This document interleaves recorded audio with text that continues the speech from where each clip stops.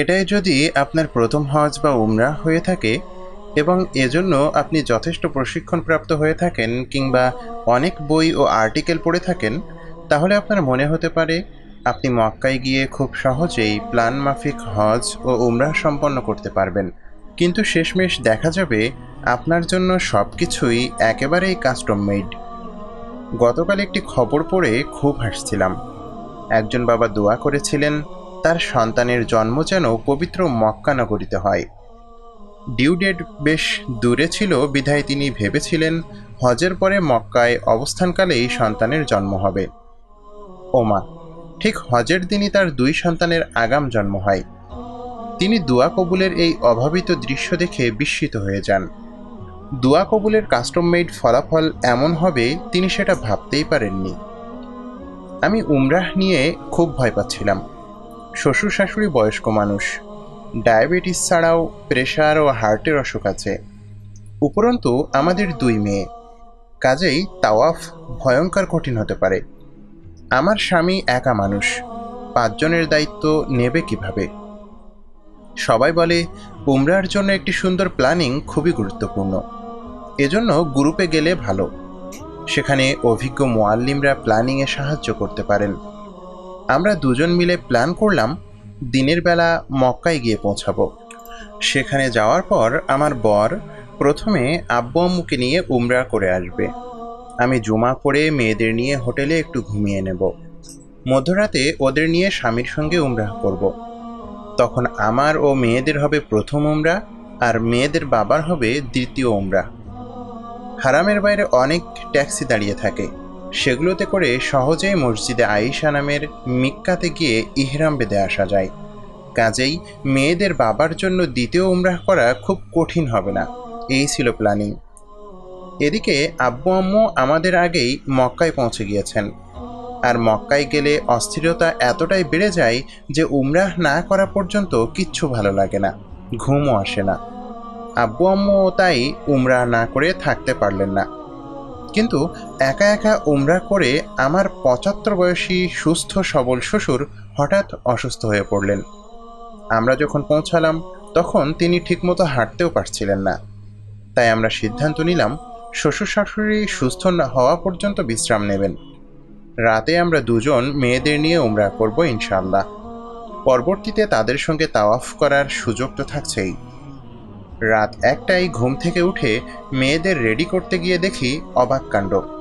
আমাদের আগেই শ্বশুর শাশুড়ি রেডি হয়ে আছেন। বুঝতে দেরি হলো না যে তারাও আমাদের সাথে তাওয়াফ করতে চাইছেন। বস্তুত স্রষ্টার প্রতি কিছু মানুষের ভালোবাসা এতটাই শক্তিশালী ও প্রগাঢ় হয় যে তারা বয়সের আধিক্য ও শারীরিক অক্ষমতা সম্পূর্ণরূপে বিস্মৃত হয়ে যান। আশেপাশের সব মানুষকে মিলিয়ে সার্বিক পরিস্থিতিটাও ভেবে দেখার প্রয়োজন মনে করেন না। এই দৃষ্টিভঙ্গি থেকেই আল্লাহ সুবহানাহু ওয়া তাআলার উপর ভরসা করে আমরা সবাই একসাথে রওনা দিলাম। বাবা মা আর দুইটি ছোট্ট মেয়ে, সব মিলিয়ে কিভাবে কি হবে দিশা না পেয়ে আমার স্বামী একটি হুইল চেয়ার নিয়ে নিল। কিন্তু আমার শ্বশুর শাশুড়ি কাউকেই ওখানে বসাতে রাজি করানো গেল না। সারা জীবন শিক্ষকতা করেছেন, হঠাৎ হুইল চেয়ার মানতেই পারছিলেন না। তবে আমাদের উপর্যুপরি অনুরোধ ও চাপের কারণে এক প্রকার বাধ্য হয়েই শ্বশুরকে তাওয়াফের ইচ্ছা ত্যাগ করতে হয়। তাকে রেখে আমরা বাকি 5 জন তাওয়াফের স্রোতে নেমে পড়ি। প্রথমে প্ল্যান ছিল আমি 1.5 বছরের শাকিরাকে আমার বুকের সাথে স্লিংয়ে বেঁধে নেব, আর ওদের বাবা নাইমার হাত ধরে থাকবে। প্ল্যান মাফিক শাকিরাকে স্লিংয়ে ঠিকই বেঁধেছি, কিন্তু নাইমা কোনোভাবেই আমার হাত ছাড়বে না। ওদিকে আমার হাতে নাইমার হাত, ওর হাতে ওদের দাদুর হাত, আবার ওদের দাদুর হাতে ওদের বাবার হাত। 4 জনের লম্বা চেইন হয়ে গেল। তাওয়াফ করতে গিয়ে এত লম্বা চেইন সামলানোও বেশ কঠিন। ওদিকে আমার বুকের কাছে শাকিরাকেও দেখতে হচ্ছে। তাওয়াফ শুরু করে দেখলাম চেইনের চিন্তায় তাওয়াফে মন দিতে পারছি না। আবার নাইমা কাবা দেখার উত্তেজনায় দৌড়ে যাচ্ছে। হাঁটু ব্যথা নিয়ে আম্মু আর পেরে উঠছেন না। আমি বিসমিল্লাহ বলে শুধু মেয়েদের বাবাকে বললাম, আম্মুকে দেখো আমরা আছি। তারপরে আমার বুকে বাঁধা 1.5 বছরের শাকিরা আর হাতে ধরা 4.5 বছরের নাইমাকে নিয়ে একাই তাওয়াফ শুরু করলাম। অবশেষে আমরা আল্লাহর 3 বান্দি আল্লাহর ঘরে হাজির হলাম। এই তাওয়াফ নিয়ে কত ভয় পেয়েছি, নিজেও গতবার তাওয়াফে কত চাপে পড়েছি, গরমে অস্থির হয়েছি, চুরির ভয় পেয়েছি। কিন্তু সেই রাতে আমি আর আমার মেয়েদের মনে হচ্ছিল ফেরেশতারা আমাদের রাস্তা খালি করে দিচ্ছিল আর আমরা তরতর করে দৌড়াচ্ছিলাম। রাতের সেই সময়টাতে মক্কার আবহাওয়া অদ্ভুত ঠান্ডা থাকে। মেয়ের সাথে তাল মিলিয়ে আমিও দৌড়াচ্ছিলাম, কিন্তু একটুও গরম লাগছিল না। নাইমার সাথে কথা ছিল ও প্রতিবার কাবা ঘুরে আসার পরে ওকে একটি ছোট্ট ললি দেব। আমি ঘূর্ণন মনে রাখার জন্য সঙ্গে করে 7টি ললি নিয়ে গিয়েছিলাম। প্রতিটি ঘূর্ণন শেষ হওয়ার পরে মেয়েকে একটি করে দিচ্ছিলাম।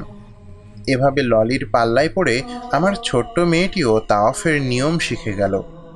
প্রতিটি ঘূর্ণন শেষে মেয়েটিও আমার সঙ্গে রব্বানা আতিনা ফিদ্দুনিয়া হাসানাতাও পড়ছিল। আমি ওকে আগেই দোয়াটির অর্থ বুঝিয়ে দিয়েছিলাম। ও গ্রিন লাইটের কাছে গিয়ে হাত পেতে দোয়া করছিল, তারপর আবার আল্লাহু আকবার বলে দৌড় শুরু করছিল। আশেপাশের মানুষদের থেকে আমার ফুলের মতো মেয়েগুলো অনেক ভালোবাসা পাচ্ছিল। কত মানুষ যে ওদের মাথায় হাত বুলিয়ে গেল ভালোবেসে। আদরগুলো ওরা বুঝতে পারছিল। আগে ওরা কখনো এত অল্প সময়ে এত মানুষের ভিড়ে এভাবে আদর পায়নি। প্রথম 2বার ঘুরে আসার পরে আমার মনে হলো আমি সত্যিই তাওয়াফ করছি, একা একা, আমার 2 মেয়েকে সঙ্গে নিয়ে। আল্লাহু আকবার। গত 1টি মাস জুড়ে আমি মহান আল্লাহর কাছে এই দোয়াটিই করেছিলাম। এভাবেই আল্লাহ চমকে দিয়ে মানুষের দোয়া কবুল করেন। এই তো গত 6 বছর আগে যখন তাওয়াফ করেছিলাম, তখন আল্লাহর কাছে সন্তান চেয়েছিলাম। আর এখন আমি একটি না, 2টি সন্তান নিয়ে তার সান্নিধ্যে হাজির হয়েছি। কৃতজ্ঞতায় চোখ দিয়ে কিভাবে পানি পড়ে তা বাকি তাওয়াফগুলোতে বুঝলাম। আমি আমার দুয়ার লিস্টের সব দোয়া ভুলে গিয়েছিলাম। শুধু আল্লাহর কাছে বলছিলাম, হে আল্লাহ, তুমি এই সামান্য মানুষটার ইচ্ছেও এত গুরুত্বের সাথে পূরণ করো। হে আল্লাহ, তুমি আমাকে কবুল করো, এতটুকু হলেই চলবে, আর কিচ্ছু লাগবে না। যাওয়ার আগে অনেক ইচ্ছে ছিল স্বামীর সাথে তাওয়াফ করব। আমার সেই ইচ্ছে তখনও পূরণ হয়নি, কিন্তু আল্লাহ আমাকে এমন একটি তাওয়াফ দিলেন যেটি আমার জীবনের সেই মুহূর্তে খুবই দরকার ছিল। কিভাবে? একটু বুঝিয়ে বলি। আমার স্বামী পেশায় একজন ডাক্তার। পৃথিবীর সব দেশের ডাক্তাররা বোধহয় অন্যতম ব্যস্ত মানুষ, আর জুনিয়র ডাক্তাররা তো মহা ব্যস্ত। বাসায় ফিরলেও তাদের কাজ শেষ হয় না, বাসায়ও তাদেরকে বইয়ে মুখ গুঁজে থাকতে হয়। উপরন্তু আমার কিছু ব্যস্ততা রয়েছে, পড়াশোনা, ক্যারিয়ার ও সংসার নিয়েও ভাবতে হয়। মেয়ে দুটোর শারীরিক, আত্মিক ও মানসিক প্রয়োজনগুলোও মেটাতে হয়। সব মিলিয়ে আমরা দুজন শহুরে জীবনের কঠিন এক সংগ্রামে নেমে পড়েছিলাম। দুদণ্ড জিরিয়ে নেবার কিংবা স্বস্তির নিঃশ্বাস ফেলার সময় পাচ্ছিলাম না। উপরন্তু বাবা মা, আত্মীয় স্বজন সবাইকে ছেড়ে এই দূর পরবাসে বারবারই খেই হারিয়ে ফেলছিলাম। তাছাড়া আমার ছোট্ট মেয়েটার ওজনের সমস্যা এবং রাতে অনিদ্রা ও ভয়জনিত কারণে অসংখ্যবার ঘুম থেকে উঠে যাওয়ার সমস্যা তো ছিলই। নিজের ও সন্তানদের এই সব চাপ ও সমস্যার কারণে 3-4 ঘন্টা ঘুমানো আমার অভ্যাসে পরিণত হয়ে গিয়েছিল। দিনের পর দিন আমি 3-4 ঘন্টা ঘুমের মধ্য দিয়েই যাচ্ছিলাম। এসব কারণে মাঝে মাঝে নিজেকে খুব একা মনে হতো।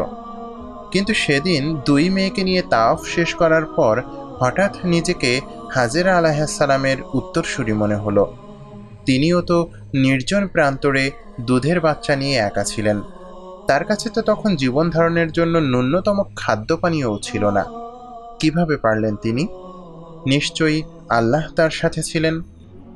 এবারের উমরাহ থেকে যে অনুভূতিগুলো অন্তরে যত্ন করে নিয়ে এসেছি, সেগুলোর মধ্যে সবিশেষ উল্লেখযোগ্য হলো, আল্লাহ সুবহানাহু ওয়া তাআলা সহজ করে দিলে অনেক কঠিন কাজ সহজ হয়ে যায়, আর তিনি সাথে থাকলে নির্জন মরুভূমিতে একাকী থাকার মতো দুরূহ কাজটাও আনন্দদায়ক হয়ে যায়, যেমনটা হাজেরা আলাইহিসসালামের ক্ষেত্রে হয়েছিল।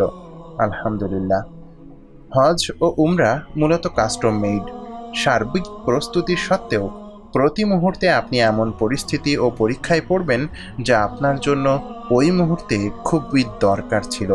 সব ক্ষেত্রে হয়তো আপনি এর তাৎক্ষণিক সুফলটি বুঝতে পারবেন না, তবে একসময় অবশ্যই বুঝবেন।